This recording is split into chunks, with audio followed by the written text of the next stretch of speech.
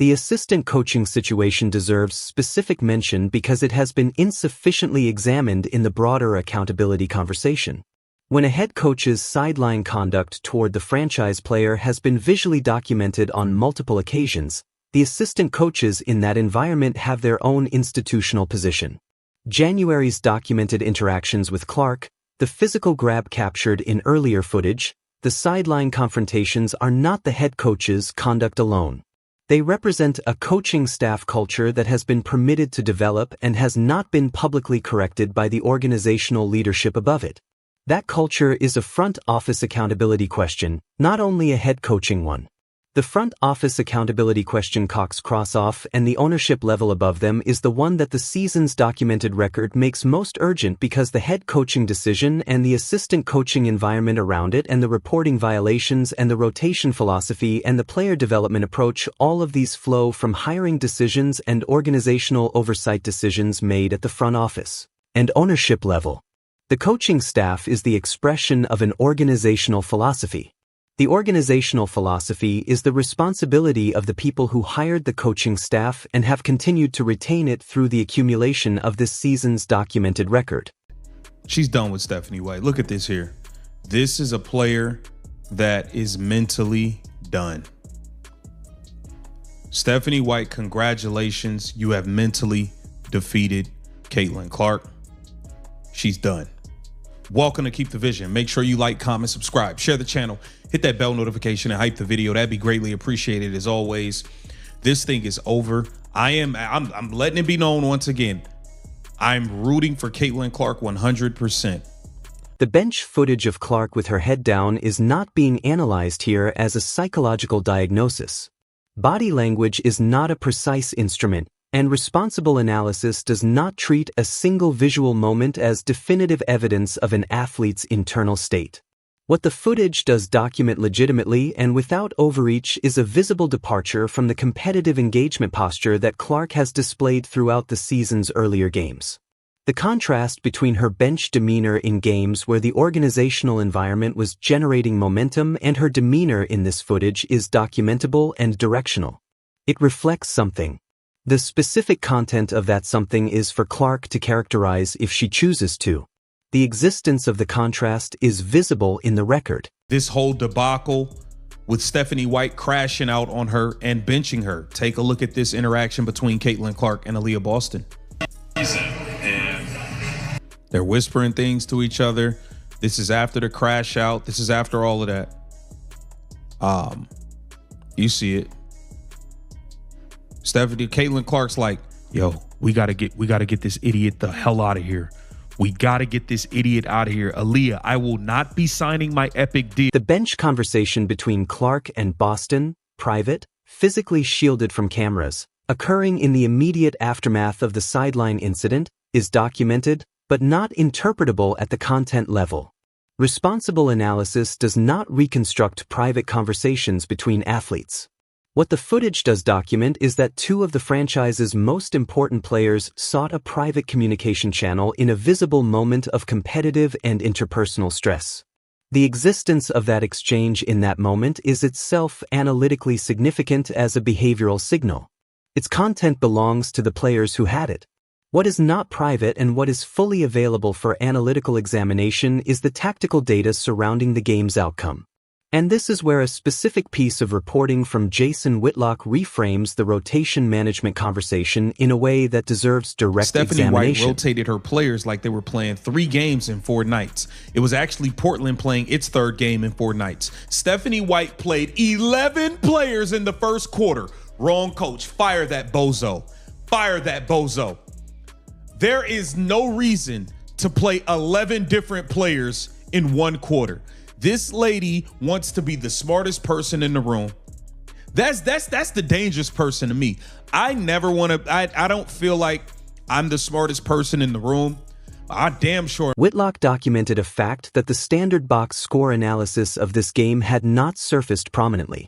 The Portland Fire were playing their 3rd game in 4 nights. Indiana was not. The fatigue differential between the two rosters entering Saturday's game was measurable and meaningful. Portland's players were carrying a cumulative physical load that professional sports medicine consistently identifies as a performance-affecting variable, particularly in the second half of games when energy reserves are depleted. In that specific context, Stephanie White's rotation decision playing 11 different players in the first quarter of the game requires a different analytical frame than it would in a neutral fatigue environment. When your opponent is on the second half of a back-to-back and you are fresh, the correct tactical approach is to exploit the fatigue differential by sustaining your most effective lineup combinations for extended stretches, forcing tired legs to defend against a consistent offensive system and wearing down the opponent's energy reserves through continuity rather than constant rotation. Deploying 11 players in a single quarter does the opposite. It gives a fatigued opponent a rotating series of different looks, personnel combinations, and defensive alignments to process, effectively reducing the cognitive and physical burden on tired players by never allowing your own offensive system to establish the continuity that exploitation of fatigue requires. That tactical inversion, applying a high-rotation multiple-look approach against a team that should have been targeted with sustained pressure from your best lineup, is the analytical layer beneath the substitution timing failure that the Whitlock reporting surfaces. The 6:30 Clark and Boston simultaneous removal is not just a momentum disruption. It is one expression of a broader rotation philosophy that in Saturday's specific game context was tactically backwards relative to the opponent's physical state. The data Chloe Peterson compiled makes the consequence of that philosophy concrete and specific. On why Aaliyah Boston and Caitlin Clark subbed at 6:30 mark of the first, after which Portland went on a 13-2 run. Caitlin Clark had 2 points, 3 assists, and a rebound in the first 2.5 minutes of this game and then was subbed out. They were up 8-4. The Portland Fire then went on a 13-2 run. Caitlin Clark got back in the game. It was 17-10. And the game turned into an absolute free fall from there. From the second Caitlin Clark got subbed out, this game... The sequence is documented. 8-2 Fever lead. Clark producing 2 points, 3 assists, and a rebound in the first 2.5 minutes. Portland on their heels, calling timeout. Then the simultaneous Clark-Boston removal at 6:30. Then the 13-2 Portland run. Then a 17-10 deficit when Clark returned to the floor. An 11-point negative swing manufactured entirely within the coaching staff's rotation decisions against a team that was playing its third game in 4 nights and should have been the less energetic team on the floor at that moment. White's press conference characterization of the substitution as a typical substitution pattern already analytically indefensible in isolation becomes more so in the fatigue context Whitlock identified. The argument for aggressive rotation management sometimes rests on a load management rationale. Protecting your players' energy across a long season, but load management logic applied to your own roster in a game where the opponent's roster is more fatigued than yours inverts the competitive advantage that should be exploited. You do not manage your own players' loads when the opponent's loads are already managed against you by the schedule. You apply pressure in sports, which was the Caitlin Clark show. In sports, which was the Caitlin Clark show. Clark show, baby! They ruined it. Indiana Fever were becoming America's team. Must-see television. No question about it. They have ruined it. It's over, guys. Take a look at this. These three have completely destroyed the most exciting basketball team we've ever seen. That's Amber Cox, Kelly Krauskopf, and Stephanie White. They have ruined this thing. It's over. It's Clark's representation. Her agent Erin Kane now operates in the context of a fully documented institutional record. The leverage architecture of Clark's contract situation has been visible since her public posture on the extension became known. She has not committed. The organization has continued to produce the documented record this channel has been tracking. Those two facts exist in a relationship with each other that professional sports agents are specifically equipped to navigate. The comparison to how other franchises are managing their generational young talent.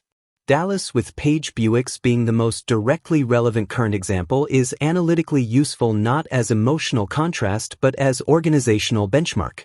The franchises that are building sustainable competitive environments around young superstar players are making specific documentable organizational decisions. System design centered on the superstar's strengths. Coaching communication that builds trust rather than eroding it. Public acknowledgement that elevates the player rather than distributing her credit. Those decisions produce a specific kind of player-franchise relationship. The documented record of the Indiana Fever's 2026 season produces a different kind. The Atlanta Dream game on Thursday is the next data point. The organizational response to the accumulated documentation, whether it comes before Thursday, on Thursday, or after, will be the most significant data point of the season, regardless of the game's outcome. The record is complete enough to evaluate. The ownership group has what it needs. The question of whether they will act on it and when is the only remaining variable that the documented evidence cannot answer in advance. This is WNBA Pro. Subscribe now and activate notifications for the complete coverage of the organizational response and the Atlanta game as they develop. Leave your analytically grounded assessment in the comments. Does the Whitlock fatigue differential data, Portland playing their third game in 4 nights against a fresh Indiana roster, make White's 11-player first-quarter rotation and the 6:30 Clark-Boston removal even less defensible than the substitution timing analysis alone establishes? And does the ownership group's continued retention of this coaching staff after Saturday's documented record constitute an organizational decision with direct implications for Clark's extension timeline? Every informed perspective in that comment section matters. We will see you when the response comes. Caitlin Clark should be looking to move on. I think Caitlin Clark deserves better. Aaron Kane, do your damn job. Where the fuck are you at? Where are you? Where are you? Are you going to do something, or are you going to sit here and act like you don't see this crap that's going on? Do you not see what's going on right now? Look at what they have done to the biggest star in the sport. We watch every other team. We watch the Dallas Wings lean into Paige Beckers and prop her up. We watch all these other teams lean into their stars and prop. The assistant coaching situation deserves specific mention because it has been insufficiently examined in the broader accountability conversation.